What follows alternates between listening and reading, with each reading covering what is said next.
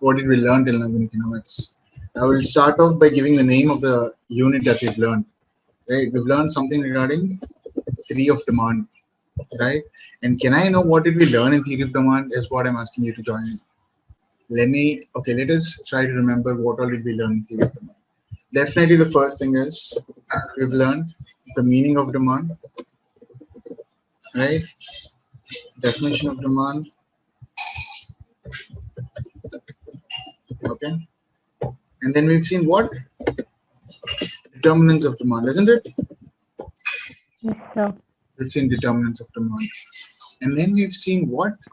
We've seen the meaning of demand and the definition of demand, the determinants of demand, exactly price of the commodity, price of the related commodities. In within them, related commodities are complementary goods and substitute goods or competing goods, right?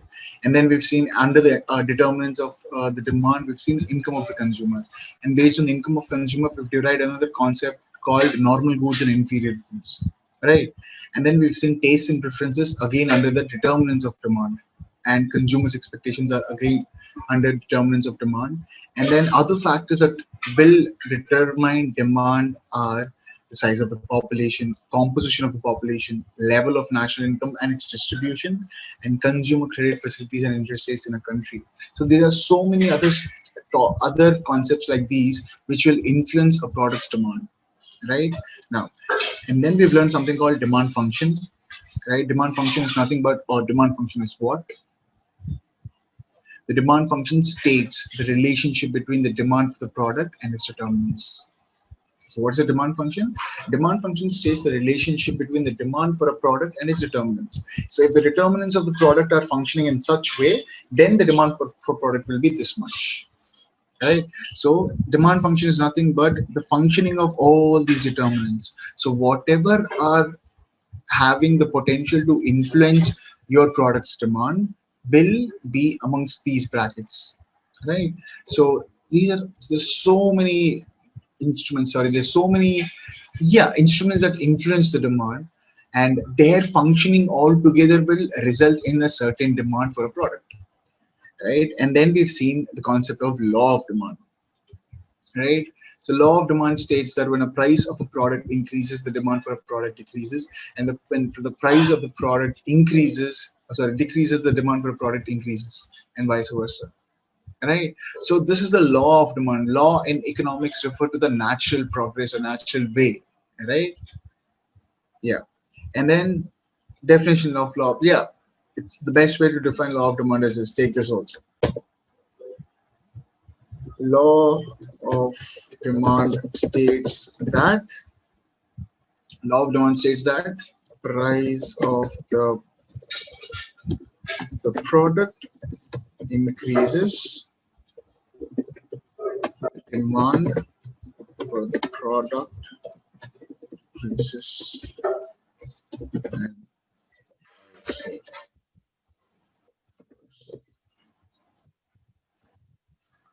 right. You can also define demand like this, or law of demand like this, right, guys? Okay, and then we've learned something called demand schedule. A demand schedule is a table which presents different prices of goods and the corresponding quantity demanded per unit of time. So these are different prices of goods, and what are the corresponding quantities? When it is 3 rupees, how much is the quantity? When it's 2 rupees, how much is the quantity demanded? When it's 4 rupees, how much is the quantity demanded? So it is a table which presents different prices of a good and the corresponding quantity demanded per unit of time. Clear? Next.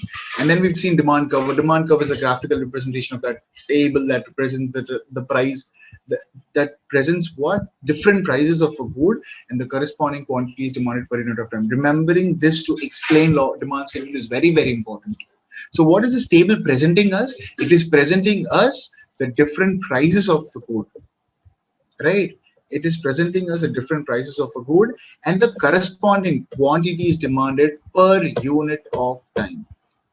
Per unit of time is the hero, right? Because it's not telling the sum of all of these is 10 o'clock, 10 units or something like that, right? It is every individual time, and whenever, all during the time when the price is 5 rupees, 10 units are demanded. So per unit of time at that point, if the price is 5, the 10, it will be 10. At a point where the price is 4, it will be 15. The quantity demanded will be 15, right? So he wants to tell this thing that this is a table, or this information is or this table presents the different prices of a good and the corresponding quantities demanded per unit of time. Exactly. Understood? So if you're taking 1 minute and putting 3 rupees in that price as the minute, then it is going to be 20 is your demand. The next minute you put 4, then it's going to become 15. So per unit of time, the quantities demanded for different prices is what the demand schedule is. And this representation in a graphical form is demand curve. And then we see market demand schedule. Market demand is defined as the sum of individual demands for a product at a price per unit of time. Again, the same thing. So it is the sum of individual demand, right? Individual demands for a product at a price per unit of time. This is the demand of product. Sum of individual demands of product at a price at a price per unit of time. Just get used to these terms, right? And then the graphic representation is one. And then we've seen rationale of law of demand. Rationale of law of demand states that, or rationale technically means what? Logic, right? So what is the logic behind the prices, the demand coming down if the price is going up, and the demand going up when the price is coming down? So what is the logic behind this, right? So there are few logics that people have tried to explain. One would explain the logic in the way of a law of diminishing marginal utility. The other would explain that it is due to some effect called price effect. Some others explain that it is due to the arrival of new consumers that is the reason behind this demand going up and price going down. And it is also another someone else suggests that there are the different uses of the product.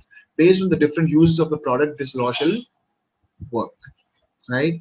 And then go through all of them, exceptions to the law of demand, where we've seen that with in certain situations or with certain goods and services, the law of demand shall not apply.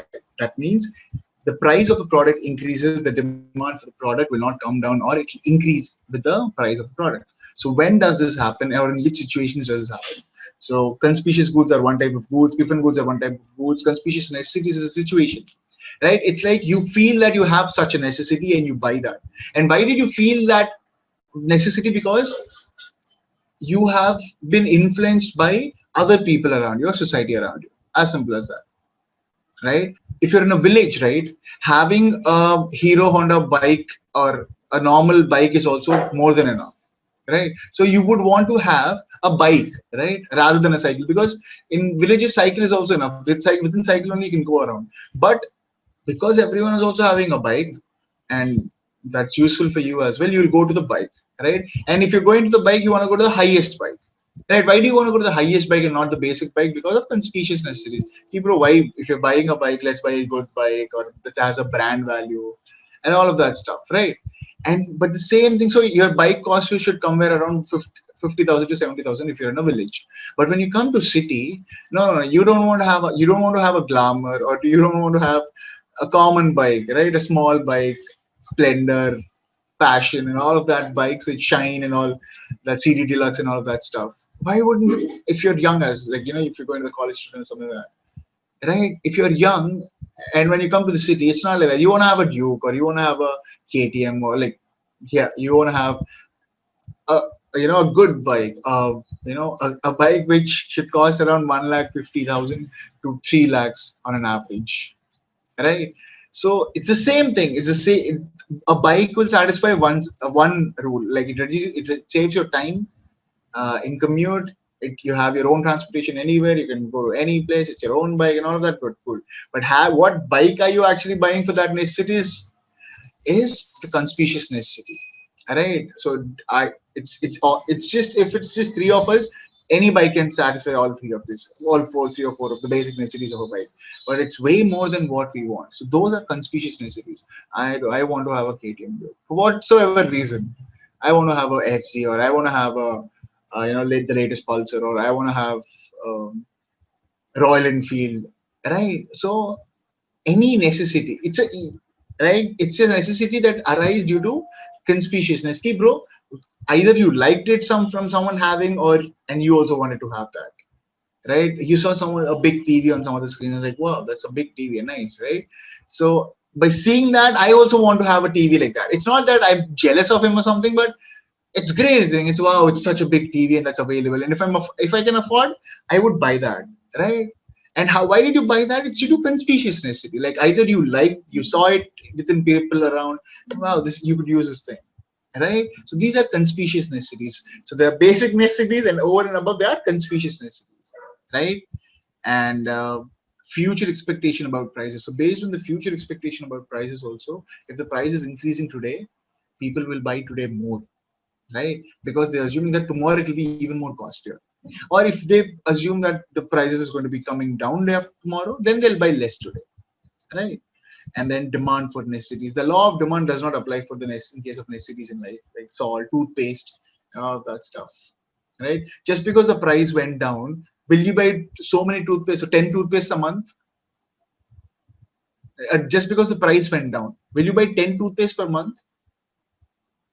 No, right? Yes or no? Like the No, sir. salt thing. Just because salt price went down, will you buy 10 packets of salt every month and consume that? No, sir. Right? So necessities, demand for necessities uh, is an exception for law of demand, right? And speculative goods, like I told you, speculative goods are anything that has an possible result of a benefit or a loss, right? So those are speculative goods. So speculative goods, higher the value, higher the price is going to be, right? Speculation is anything that builds up on mass hysteria. Like speculation is what people are thinking about and making its value, right? Speculative goods. And then expansion and contraction of demand. So if the demands, see, when as a result of decrease in price, the quantity demand increases, and when as a result of increase in price, the quantity demand decreases, right? So when there is an increase in price, so when there is an increase in the quantity demanded due to a result of decrease in price, then we say that it is expansion of demand, right? And when there is a resultant change, increase in price and the quantity demanded decreases, we say that there is contraction in demand. So therefore, increase or decrease in the quantity demanded due to increase or decrease in price, we use expansion and contraction of demand. So if the demand increases due to decrease in price, we say that the demand for this product has expanded due to the decrease in price. And when we increase the price, we say that the demand for the product has contracted due to increase in price, right? And then the same increase in quantity or demand due to any other factor other than price, right? It could be an effect due to price of related products, or it could be an effect. The increased demand could be an effect due to the increase in the income of the consumer, or decrease in the demand could be due to the increase in the income of the consumer, right? So if there's an increase in the income of the consumer and the demand and the demand for your product is also increasing, what type of product is your product? Demand, income is increasing. Sorry, the income is increasing and the demand is also increasing. What is the nature of your product? The income of the income consumer is increasing and the demand for the product is also increasing. Normal goods. Normal goods, lovely da. And the demand for the consumer is increasing and the demand for your product is decreasing. What kind of good is your product? Inferior goods. Inferior goods. Who was that? Mamta sir. Mamta. Very good, Mamta. Right? So those are normal goods and inferior goods. We've learned about them, right? Next, the same way. So increase or decrease in demand, when you say that your demand has increased, right? You should either say your demand has increased or your demand has expanded. Your demand has either expanded when it is due to a change in price. Your demand is increased when it is a change due to any other aspects. So when do you say that there's a rightward shift in the demand curve and leftward shift in the demand curve? A rightward shift in the demand curve can be caused by rise in income, rise in the price of substitute, a fall in the price of a complement, a change in the taste in the favor of this commodity, an increase in population, and redistribution of income to groups who favor this commodity. So anytime your demand is increasing due to other factors, there's going to be a rightward shift. And anytime there's going to be a decrease in the demand due to other factors, there's going to be a leftward shift of a demand curve, right? So when you say, yep, so if this is your, if this is your demand curve, like the demand and price, okay, this is a regular thing, right? You could happen if there's, if it is a rightward shift, right? Then from yahan se it will go from here. So this is, if this is D, right? This becomes D1, right? And if there's a decrease in the demand due to any other factors other than this, then it goes to the left, right? D2. So a leftward shift in the demand curve which to fall in price of substrate or all of this. Clear? This from D1, sorry, from D, it's going to the right when demand is increasing, and it's going to the left when demand is decreasing, right? So when the demand is, when the demand curve, when the demand is increasing, you would notice that your demand curve is from D, it went to D1, right? And when it decreases, it will come back to D, and if it even more decreases, it will come back to D2, right?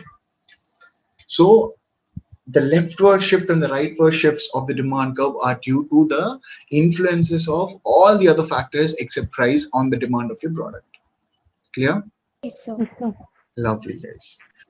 The next thing we've learned is elasticity of demand, right? And then in elasticity, we've seen what is elasticity. Well, as a definition, elasticity is the responsiveness of the quantity demanded of a good to changes in one of the variables on which the demand depends. Very important, Macha. Right? So make sure you are using these words as frequently as possible, right? And then we've seen that the elasticity is nothing but the change in the percentage change in the demand due to the percentage change in the variable, right? And based on that, we have price elasticity, income elasticity, and cross elasticity, right? We also have advertisement elasticity as well, right? So based on different factors, we have different types of elasticities, right? And within these elasticities, we have something new, right? And then we've seen the interpretation of these numbers that come from the formulas, right? And then we figured out that your product's elasticity could be 0, your product's elasticity could be less than 1, your product's elasticity could be more than 1, your product's elasticity could be 1, your product's elasticity could be infinite. So whenever your product, the based on the number your product's demand elasticity is, those type of features is what you'll figure out. So features of these different types are different, right? So all of these 5 have different features of elasticity, right? If your product is inelastic, it's going to respond in a certain way. If it is elastic, it's going to respond in a certain way, right? So how it's going to respond is what one of the factors that one of the things that elasticity will tell us. Clear? And now if you remember the whole story of the first class where I said that the uh, first there's this demand that will arise, and then consumers will start to behave in a certain way, right? And seeing this behavior, some third party, right? A third party will come and start selling, and it's like he'll start supplying. So here people are not buying when there is a demand, right? If they are planning to buy, right? The same way when the third party is thinking of supplying the goods, he's not supplying literally, he's planning to supply, right? So we are in this place where the consumers will behave in certain way that this third party will come and notice this behavior, and then figure out, then plan to supply that goods. So what is this behavior that consumers will behave in, which makes any person or any third party decide or plan to supply the good that we are demanding for, right? So let's see this concept of theory of consumer behavior. Ready, all of you? Okay. So in theory of consumer behavior, let us see what all we'll learn.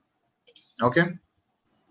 So learning objectives, that means you should be able to learn, or you should be you should learn all of these objectives. The objective is to learn all of these concepts. Clear? Now, the first objective is for you to explain. So you should be able to explain the meaning of utility, right? So that's the first objective. After learning this chapter or after going through this chapter, you should be able to explain what is the meaning of utility. Wow. You should be able to describe. The objective is you should be able to describe how consumers try to maximize their satisfaction by spending on different goods. You should be able to describe how consumers try to maximize their satisfaction by spending on different goods. Why are you spending on different goods to maximize your satisfaction, right? Or how do they do that? If you want to maximize your satisfaction, how do you do by spending on different goods? And you should also be able to explain the law of diminishing marginal utility with examples. So next time someone asks you what is the law of diminishing marginal utility, you, after having going through this chapter, should not be in a position where you cannot explain law of diminishing marginal utility and with examples. So your objective is to explain the law of diminishing marginal utility to anyone who wants you to explain. Clear, all of you? Objective clear? Yes, sir. Yeah. And then the next thing is you should be able to describe the concepts of consumer surplus. Wow. You should be able to describe the concepts of consumer surplus. Just a moment. Let us give it um, some crazy color. Yeah, this is good. Okay, so that's just one thing.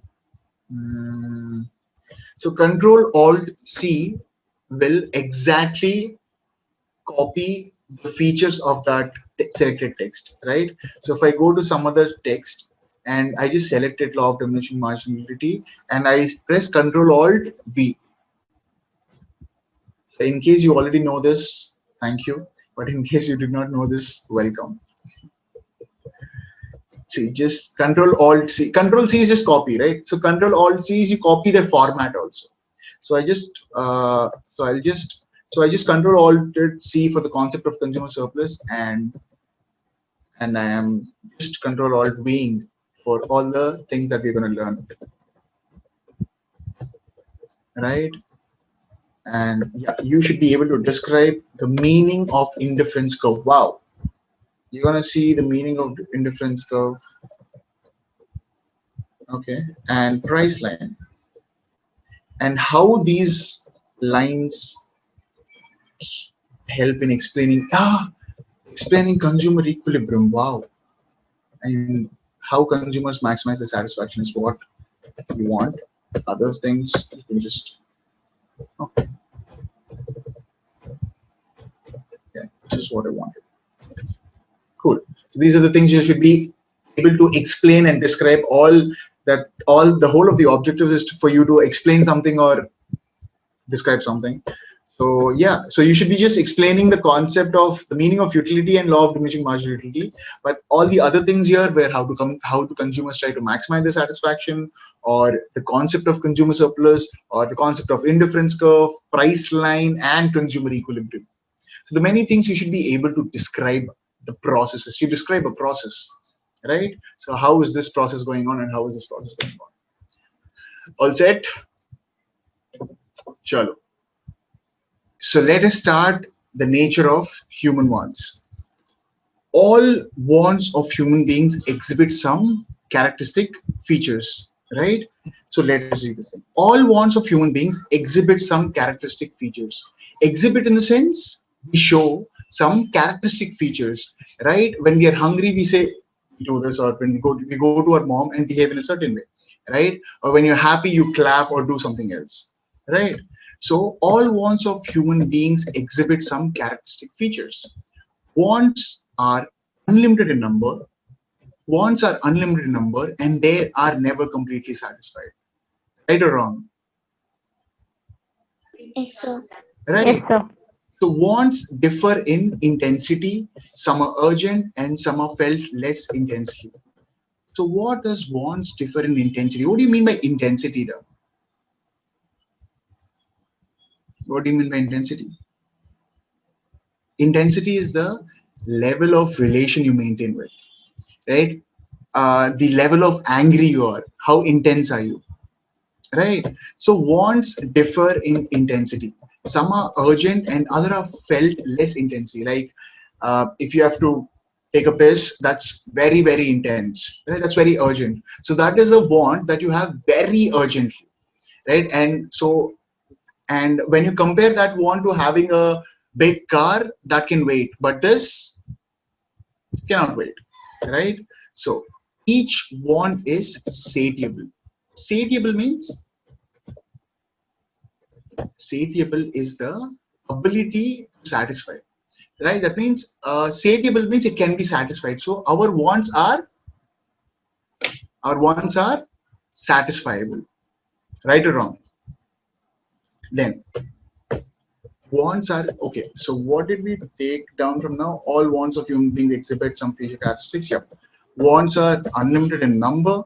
Wants differ in intensity, and wants are competitive. They compete with each other for satisfaction because resources scarce to satisfy all wants. What does they want to sell? They compete with each other for satisfaction. What competes each other for satisfaction? What is competing with each other for satisfaction? Guys, the what is Want. yeah, wants are competing with each other for satisfaction because resources scarce to satisfy all wants, right? I want a BMW car. I want a crazy dum biryani right now. I want to have a mansion. I want to have a private jet. I want to have what else? I want to have a good physique. I want to have good memory power. I want to have great language skills. I want to have so many things, right? But can I have all of these things? Yeah, all the materialistic things that I told of, a good mansion, a good private jet, a good car, and all of that stuff. Yeah, I can have all of these things when I have a lot of money, right? When I have income with such figures, I can have or I can purchase all of these things. But the reason I don't have such income to buy all of these is the reason why these kind of wants are not satisfied of mine. And person who has income of that range is satisfying those wants, right? So what he wants to tell is our wants compete with each other. Like I want to complete certified management accountancy, right? And I want to complete certified management accountancy. I want to uh, what else? I want to buy an insurance for my family. That's going to cost a certain amount of money. I want to buy a new TV. I want to buy. I want to hire a computer engineer for my work that I have, right? So I have four wants that I am currently working on, and all the other ones, right, of having to go into movie or having going to shopping or having going to outing or any of those wants can wait because I want these four wants. I want these four things done in the first place. So if these four things should be done in the first place, what should we be doing? If these four things are done in the first place, I should be working on these four, right, rather than all the other stuff, right? So he wants to tell here all the wants that you have are competing with each other, and with the resources that you have, you can satisfy only few of them, right? Now, wants are complementary as well. It seems. What do you mean by complementary, Tom? Where did we use these words complementary and competitive before? Where did we use complementary and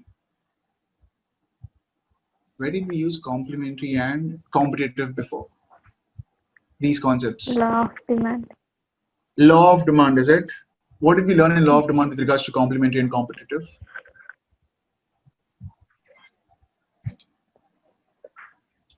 Yes, Bhavani.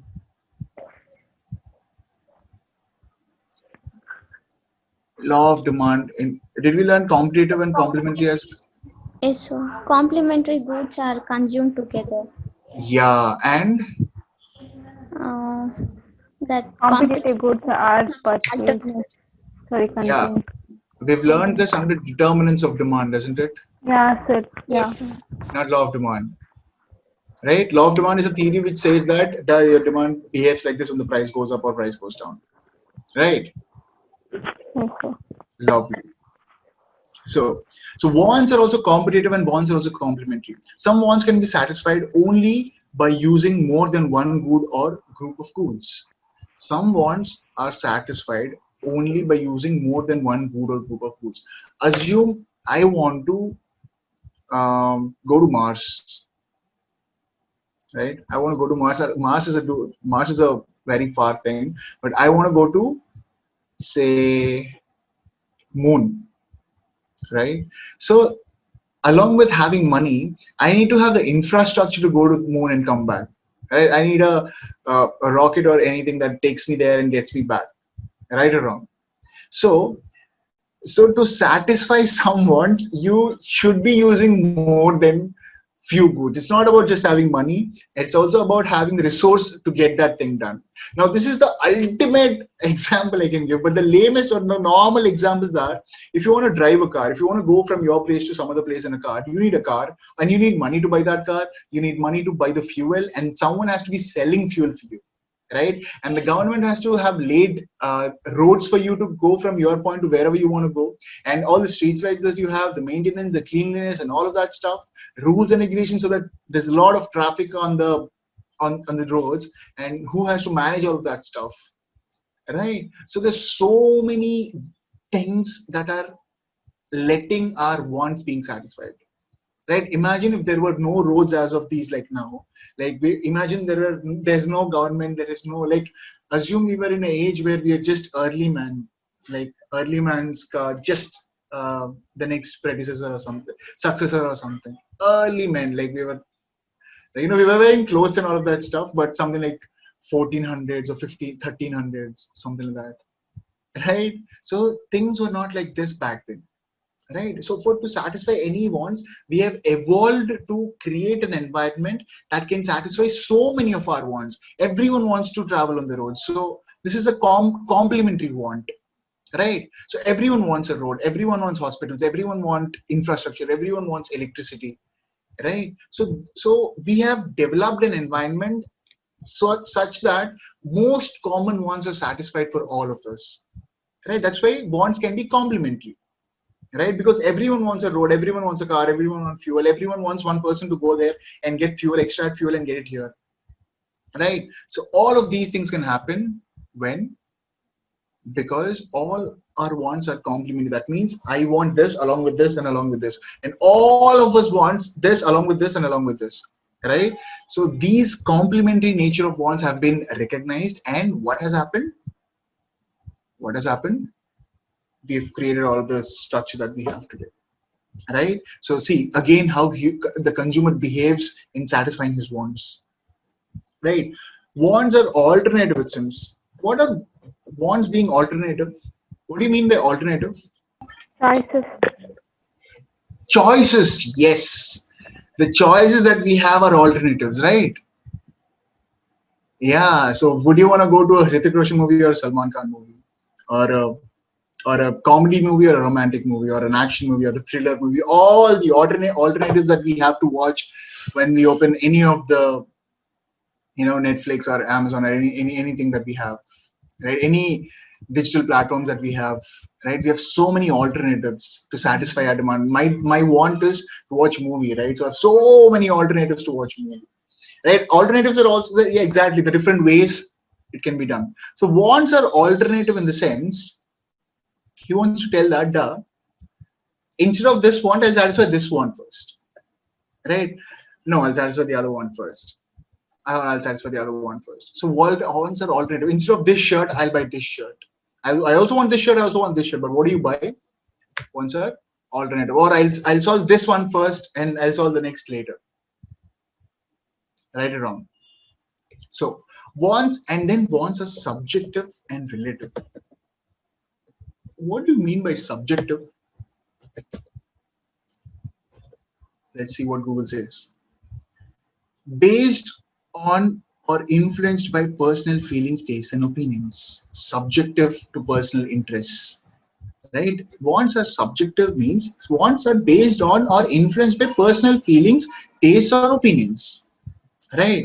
So he's like, duh, your want can be different from my wants. Our wants can be different from wants for people living in America, or our wants might be different from people living in a rural area or a village, right? Their wants might be different from people living in Africa, or right. So wants are subjective and relative. So based on my life, based on my influences, I have wants, right?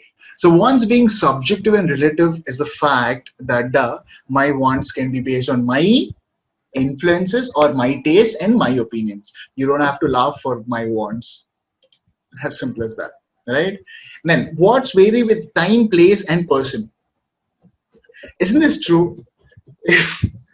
If it is 12 o'clock or 2 o'clock, I'm really, really, really hungry, right? So at that point of time, my want is for the hunger that I have. And then the next want is for the place. I want a place to sleep now, right? So after lunch, I would want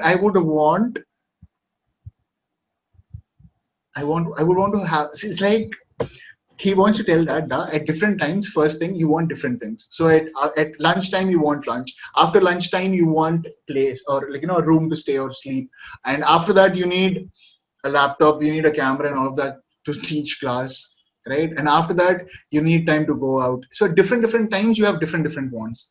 So the wants vary with the place means, if you are in Vizag, right?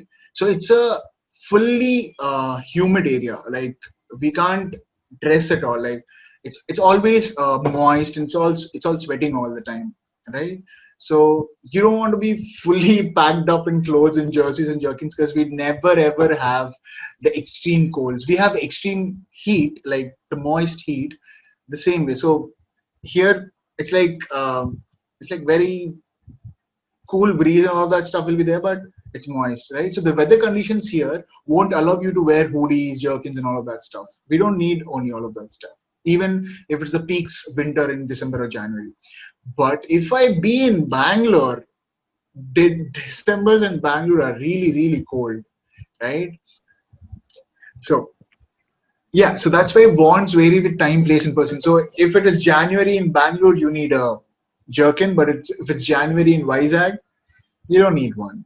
And wants vary with person. Dude, I am a teacher, right? I on a assume a classic teacher would require some material, a blackboard, and pens or chalk, right? But if it is an electrician, right? He's gonna not require a marker, a blackboard, and a material book. He would still require material book for his subject, but he would require all the technical aspects that he would require to sort that stuff out, right? So wants vary with person means that. Clear? And then some wants recur again and again, whereas others do not recur again and again. What is that want which recurs again and again and again and again and again and again and again and again? Name one want that recurs again and again and again and again and again. Hunger. Isn't hunger a want that occurs again and again? None of you feel hunger again and again and again and again. 3 times a day also. Yes. Water is us. Water, thirst, right? Yes. Yeah. What is that one thing that does not occur again and again? You don't have to go to, or you don't have to clear first standard exams after passing first standard exams, right? The same goes with every set of exams, right? After passing 12th standard exam, you don't have to pass 12th standard exams again and again and again and again. Right? The next exam is what you have to pass, right? Right or wrong? Yes, sir. Yes, sir. Wants, then, so those are wants that recur again and again. There are some other wants that do not occur again and again, right? Wants may become habits and customs. Wants may become habits and customs. My mom's greatest desire of waking up early and praying to the God has become a habit or not? My mom. right? So somewhere down the lane, she wanted to wake up early in the morning and just pray God. So she did that again and again and again and again and again. She wanted that to do again and again and again, and that went on to become her habit, and that went on to become our customs. No, customs are traditional practices that we've been following since ages, right? Customs are anything that have been followed over time, right? Any beliefs that we have, right? So customs, the official department that administers collects duties. This is customs duty, but this custom is a traditional and a widely accepted way of of behaving. Right? On Saturdays, don't eat non-veg. On Thursdays, don't eat non-veg. On Mondays, don't eat non-veg. Right? So these are accepted ways of behavior since or traditionally or widely accepted behavior within within my house or within my religion or within my area. There could be different ones like these, right? Different customs. Wants are affected by income, taste, fashion, advertisements, and social customs. Isn't it true? Wants Yes, are sir. definitely affected. See, affected means what is happening? Influenced, right? So these will influence, input me to react in a respond in a certain way, right? So affect, for every effect there is going to be an effect, right? So wants are affected by income, taste, fashion, advertisement, and social custom, right? That means I might want a car, but due to my income I might not have a car. I might want a chicken burger with fries, double chicken burger with fries, and my mom might want a salad, right? So wants are affected by taste. So when you go to McDonald's, what would I order? What would my mom order? I would order a Coke, my mom would order water, right? So wants are different with tastes as well. Like in it. Wants are affected by fashion. My grandfather is okay with having white shirt and white pant for the whole of his life. So my grandfather is that the great admirer of Puttaparthi Sai Baba, right? So he's so great admirer that beyond a time when he was 40 or 45, he stopped wearing normal clothes. Or I don't think so 45, even before that, right? He stopped wearing normal shirts of different cloth, different style, nothing like that. It's just white shirt, white pant, white shirt, white pant, white shirt, white pant is what is his dress code since last 40 years, I guess. What are your fashion wants? So what clothes do you want? My grandfather has a different want. I have a different want. I need some cool t-shirt. I need some comfortable. Back then, I need to have a great brand. I also like when just in college or when you guys are right now in college India, you want so many good brands. You might want to have good jeans, good torn jeans, and all of that stuff. So I also wanted the same things, but now it's okay, right? If it's a t-shirt, it's all. I just need a t-shirt to wear, or I need a pant to wear. And any which ways, if you go to the shop or the mall, the clothes are decent enough to pick anything, right? Any jeans pant is actually good. Any chinos is actually good. Any trouser, any shirt, any t-shirt, any dress that you pick up, any frock that you pick up, or any chudidar that you pick up is all cool, right? So yeah, so based on the fashion trends, your wants are different. Advertisements, wants are affected by advertisements, is what he wants to tell. Mamta, Mamta, Yes, sir. what is the one chocolate that you would buy for me right now if I give you money? I said, Mamta, go and buy a chocolate for me. What is the first thing that comes to your mind? Ki ye chocolate le leta hu. Yeah, or I'll buy this chocolate. What's the first chocolate that came to your mind? Dairy milk. Yeah, Bhavani. Yeah, sir. What's the first thing that comes to your mind when I ask you to buy a cell phone for me? I'll pay for that. Apple. Apple, nice. Who else is there? Nandini. Any restaurant that you have that you want to go, man? Yeah, I want to go to this restaurant. So wants are affected by all of this. So why was it Dairy Milk, or why was it uh, Apple, or why was it the restaurant that Nandini wants to go became a want for us? Because if ever I want to think of a phone, Apple has created an impact on me through their advertisements that having an Apple iPhone is the best thing to do. Have you seen the recent Apple iPhone Apple advertisement? Any of you can think of? The advertisement is like all people will be walking on the roads in the offices everywhere, and they'll just keep on shouting, my password is this, my password is this, I had a fight with them, and blah blah blah. They just keep telling all the personal issues, right? And then at the end of the video, there's one person who is just walking without talking. Like he's also on his phone, but he's not talking. Every other person is shouting around him, right? So Apple wanted to convey us that key, when it comes to privacy, we are the best, right? So Apple is advertising their privacy factor. Like, it's very hard to break into an Apple and get your information, but all the other phones, it's very easy, and you're just putting it out there, your information. But if it's an Apple, it's very hard to crack in privacy, right? So if ever I want to think of a phone that has great privacy, what is the first thing that comes to my mind? Apple. Like the same way it did come to Bhavani, right? So wants are affected by your incomes, your tastes, your passions, your advertisements, and social customs. Social customs, right? So your want of having chicken or any non-veg during this month of what is that month? November. There's a month in November where you don't eat Kartik Masam. Do you guys know Kartik Masam? Yes, Kartik, sir. right? Yes, We don't eat non-veg in that month, Yes, sir. Do you also follow the same custom, Yes, sir. right? Sir, No, we I'm are sure. paratha season. Sir, Sorry. We don't want to eat in paratha season. Okay, so there's some other time you don't want to eat non-veg, is it? Yes, sir. See, so these are social customs affecting our wants. So in this time, there's less demand for non-veg amongst this population of area, right? Amongst Hindus, there's less people who want non-veg during this time, right? So among this category of people, the demand goes less because it is affected by some social custom, right?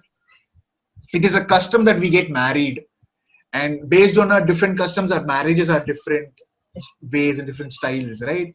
So our wants are different based on our customs as well, right? For a Hindu marriage, in Hindu marriage only, there's so many ways. So deeper and deeper you go, there are deeper and deeper and deeper and deeper ways to get married, right? So, and keeping it away, there's a different marriage style for Muslims, there's a different marriage style for Christians, there's a different marriage style for Hindus, there's a different marriage style for Punjabis, Gujaratis, Telugu people, Tamil people. Based on areas, the marriages are different, right? So yeah, so many wants based on social customs as well. And what's this? Wants arise from multiple causes, such as natural instincts, social obligations, and individuals' economic and social status. So what do you say that wants arise from natural instincts? Right? So assume if I'm naturally very short-tempered, right? I would want something to cool down whenever I'm triggered by this anger, right? So wants could arise from natural instincts as well, right? So if you're very frightened, you want to have something to boost up your confidence, like that ball that we have, right? Or natural instinct is when we are hungry, we go and eat, right? That's a natural instinct. We go and eat food, right? So that want is arising from natural instinct. And there's another want arising from social obligations. The want of having a house, the want of having a good job, the want of having a Aadhaar card, the want of having your PAN card, the want of having your identity for you to voter card, for you to vote. These are all social obligations, right? Having Aadhaar card, having all that, and using a helmet. It's a social obligation, right? Next, individuals' economic and social status. Based on my money, based on my economical status, and based on my social status, the wants might also change, is what he's telling. Clear? Clear, all of you? So this Yes, sir. was yes, sir. the initial concept of wants, right? So we learned this we learned this to know what is the nature of human wants, right? And tomorrow we'll catch up classification of wants, and then we'll finally learn the meaning of utility that you have to explain further. Right? So next time onwards, you guys will have to explain the meaning of